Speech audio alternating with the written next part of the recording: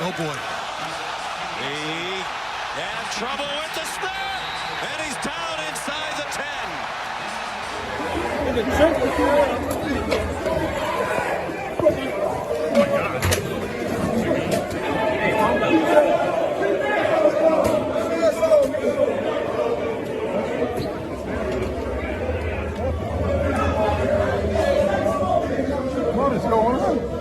They beat us today.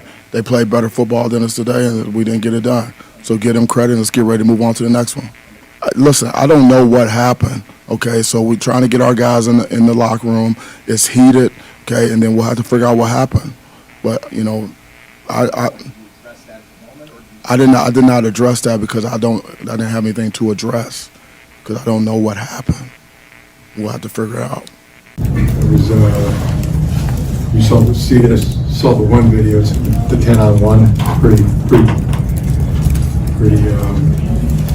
bad. I'm going to let our athletic director, Ward Manuel,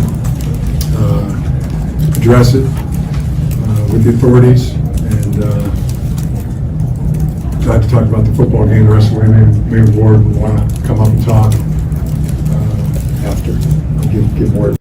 College football news here, and after another Michigan and the Fighting Wolverines and Jim Harbaugh has knocked down the criminal gangsters that showed their true colors in the aftermath in that tunnel fight, which can only be seen as a group of thugs from East Lansing got punched in the mouth and kicked in the teeth and couldn't handle it, were unprepared, lack of discipline, and couldn't hold their composure in the game and after the game, as you could see in the tunnel from what we just showed you.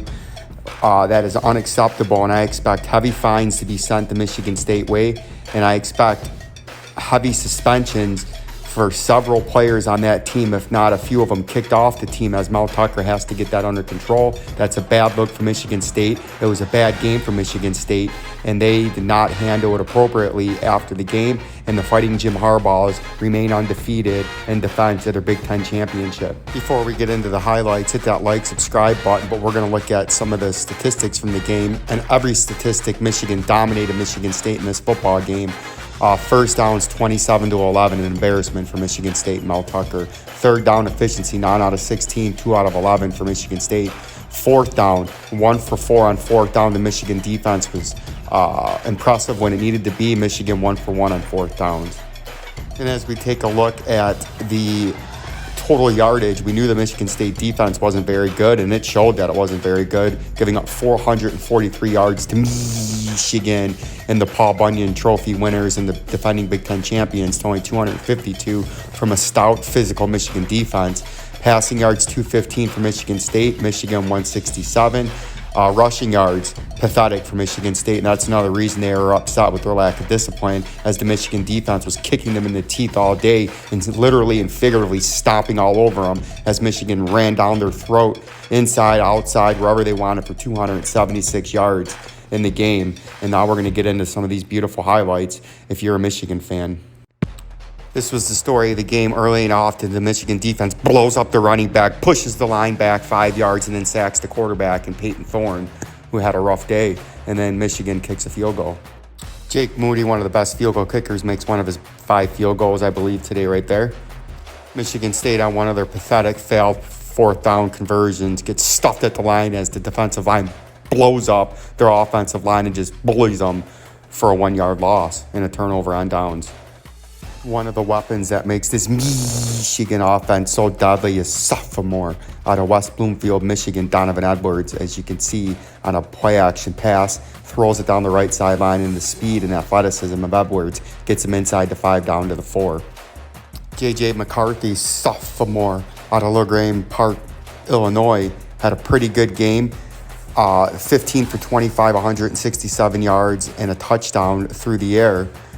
He was hitting the crossing route primarily today to the tight ends and the running backs and the wide receivers, cutting across the middle, but he was mistake-free, calm, cool, and collected. And once again, Michigan kicks another field goal, but Heisman Trophy candidate, junior running back out of Marshall, Virginia, Blake Corum, had another phenomenal day today, and I believe his 4th 100-yard rushing game in a row, 33 rushes, 177 yards, and a touchdown today in a dominating physical performance by Blake Corum, who is one of the leading, if not the leading rusher in the nation with 1,100 yards and I believe 14 touchdowns through 8 games this season, having one of the best seasons at tailback in Michigan football history. And then something that we've seen today out of JJ McCarthy, you can see he steps up into the pocket there, splits the line, runs up the middle down the right sideline, and smartly slides down after a big gang. And then on another play action RPO read, he just takes it right up the middle on the left side of the line, runs down the left side of the field, picks up 22 yards and a first down, and smartly dives so he doesn't take a hit, as last year he was taking unnecessary hits. And then Michigan State here on another 4th and 1, a horrible play called by Mel Tucker, and the Michigan defense barrels and bullies his way, again 5 yards deep in the backfield to stop them on a 4th and 1 and take over. And then more just power game. Blake Corum sidesteps to the left, uses his speed and power and carries Michigan State defenders inside the 35.